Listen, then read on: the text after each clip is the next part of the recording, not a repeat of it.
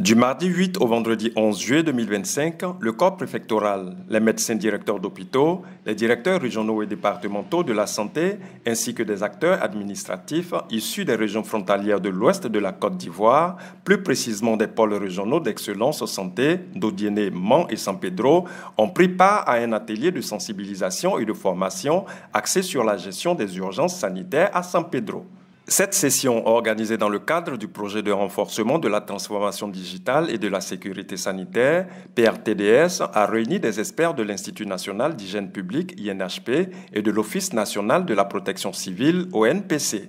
Ils ont dispensé des modules sur les stratégies de gestion des urgences, la prévention des risques, la communication de crise, le leadership, ainsi que la gestion des catastrophes et des crises humanitaires avec une implication accrue des communautés locales. Le représentant du ministre de la Santé, de l'Hygiène publique et de la couverture maladie universelle, professeur Sorokunte Legona, directeur de cabinet adjoint, a salué cette dynamique multisectorielle.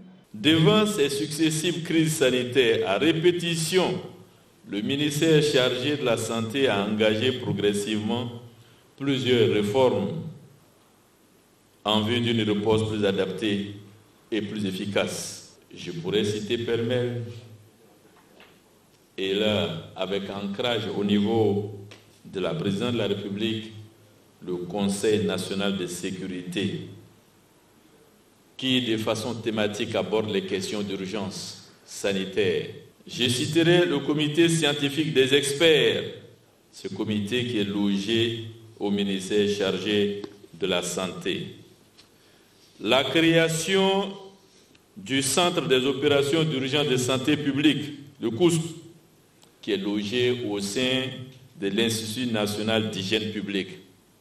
Je citerai l'adoption des stratégies de riposte telles que l'appropriation du concept du One Health, qui prône la multisectorialité pour une gestion holistique des questions de santé.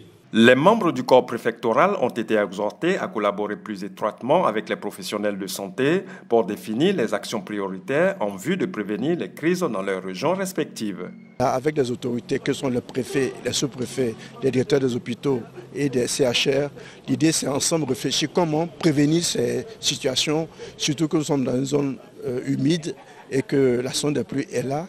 À tout moment, des choses peuvent se venir. Donc cet atelier nous permet d'anticiper et surtout proposer des solutions à M. le ministre au cas où il y aurait des urgences ou des situations particulières.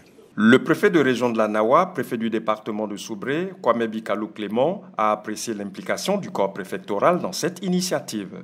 Le sujet qui nous réunit est un sujet d'importance et comme nous le faisons dans nos localités, nous travaillons la main dans la main avec tous les acteurs du domaine de la santé.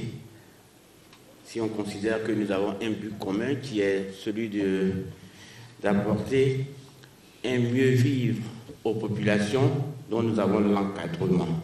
Financé par la Banque islamique de développement et l'État ivoirien, le PRTDS vise entre autres à renforcer le plateau technique des hôpitaux, moderniser les laboratoires d'analyse médicale et digitaliser l'ensemble du système de santé.